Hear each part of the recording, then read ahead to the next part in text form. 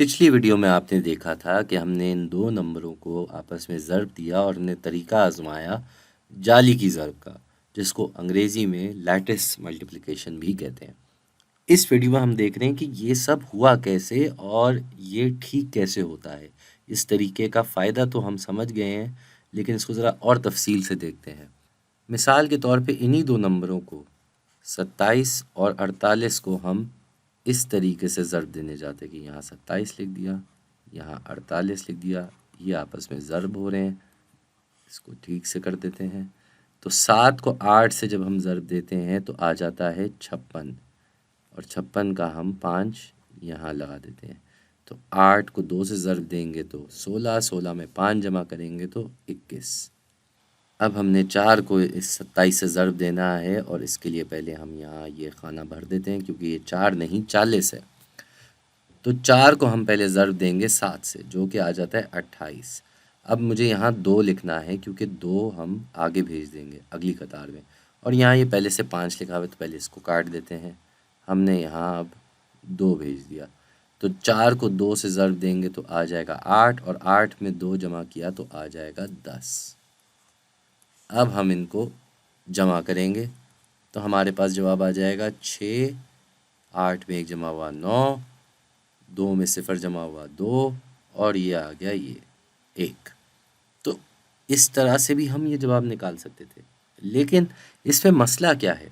इसमें मसला कुछ नहीं है, बस ये है कि जैसे जैसे बड़े नंबर आते जाएंगे हमारा ये जो सवाल है ये ऐसे लंबा होता जाएगा, और फिर ये वाले मामलात भी आ जाते हैं कि यहाँ पहले 5 को हमने भेजा था, जब इधर 8 से हम ज़र्ब दे रहे थे, और फिर उस 5 को काटना पड़ा, फिर 2 लिखना पड़ा, तो थोड़ी सी घिचमिच हो जाती है, थोड़ा जवाब गलत आने का चांस बढ़ जाता है।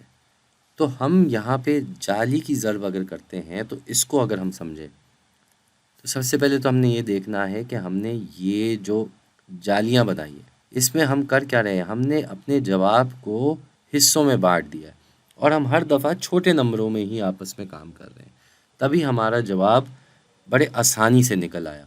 जैसे ये जो हिस्सा है ये एक अददी नंबर की कतार है, ये जो है ये 10 की कतार है, दसियों की कतार मतलब दो अददी नंबर।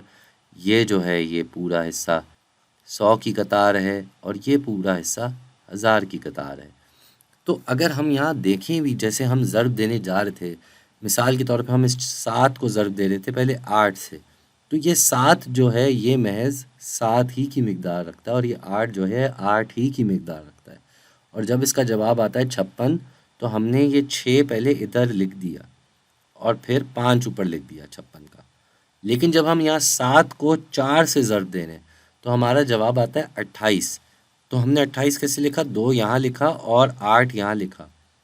अब गौर से देखा जाए तो ये 7 जो है ये 4 से नहीं, ये 40 से ज़र्ब हुआ है। तो 7 को अगर हम 40 से ज़र्ब देते हैं तो जवाब आ जाता है 280। और इस 280 को भी हमने कैसे लिखा? हमने 8 को लिखा ये दसियों वाली कतार के हिस्से में, और 2 को हमने लिखा 100 की कतार वाले हिस्से में। और ये 280 है क्या? ये 200 और 80 को मिला के बना है 280। तो हमने भी इसी तरीके से लिखा, 8 को हमने 10 की कतार में लिखा और हमने 2 को 100 की कतार में लिखा। इसी तरह जब हमने इस 2 को 4 से ज़र्ब दिया, तो 2 को अगर हम 4 से ज़र्ब दें तो जवाब वैसे तो 8 आता है, लेकिन यहाँ पे ये 2 क्या है? ये 2 जो है ये 20 है, और ये 4 क्या है? ये 4 जो है ये 40 है। 2 27 में 20 बनता है और 4 48 में 40 है। तो ये नहीं होगा, ये होगा 20 को हम ज़र्ब दे रहे हैं 40 से, और इसका क्या जवाब आ जाएगा? इसका जवाब आ जाएगा 800। तभी यहाँ हम देखें तो हमने 1000 वाले हिस्से में कुछ नहीं लिखा, लेकिन 100 वाले हिस्से में हमने 8 यहाँ लिखा हुआ है, तभी ये 800 की मिकदार रखता है। इसी तरह जब हमने 2 को 8 से ज़र्ब दिया तो ये 2 नहीं था, ये 20 था, और 20 को अगर आप 8 से ज़र्ब दें तो जवाब आ जाता है 160। तभी यहाँ पे हमने 16 ऐसे लिखा हुआ है। कैसे? 1 आ गया 100 वाले हिस्से में और 6 आ गया 10 वाले हिस्से में। क्योंकि 160 जो है वो 100 में 60 जमा करके आता है। और इसी तरीके से जब हम इनको जमा करने जा रहे हैं तो हम उसी हिसाब से जमा करने जा रहे हैं। अब चलते हैं इससे बड़ी वाली मिसाल की तरफ, जब हमने बड़े नंबर इस्तेमाल किए थे।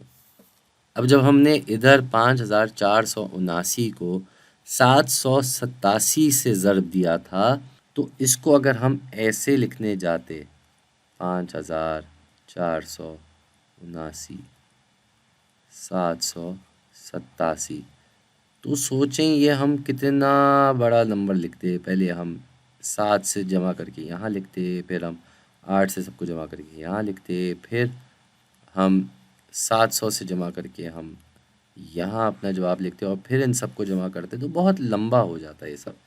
इससे बेहतर क्या है? इससे बेहतर है ये खाका बना देना, क्योंकि इस खाके में हमने एक ही जगह में सब कुछ कर दिया और ना हमने कोई बड़े नंबर इतने ज़र्ब किए, और हमारी जमा करने की भी सूरत हाल बड़ी आसान रही। इधर भी हम कोई भी नंबर उठा के देख लें।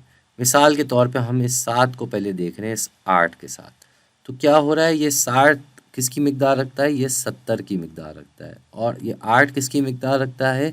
ये 80 की मिकदार रखता है, 80। तो 7 को अगर 8 से ज़र्ब देते तो 56 बनता है, लेकिन 70 को अगर 80 से ज़र्ब देते हैं तो 5600 बनता है। और यहाँ पे हम अगर इस जवाब को देखें तो ये हमने 56 ऐसे लिखा हुआ है, एक ऊपर लिखते हैं एक नीचे लिखते हैं।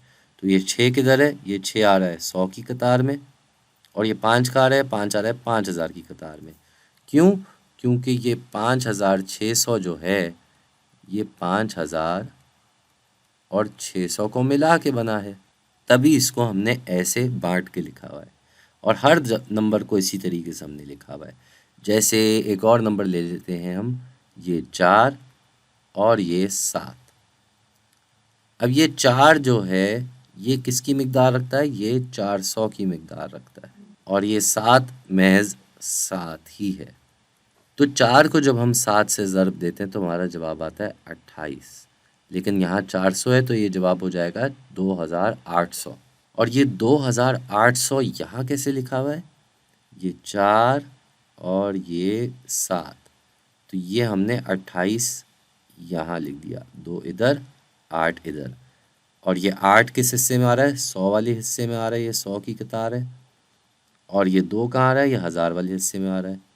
तो 2800 की ही मिकदार हुई यहाँ पे 2000 और 800 की ही मिकदार बनी। ठीक है जी। तो इस तरीके से हम कहीं भी मिकदार नहीं बदल रहे।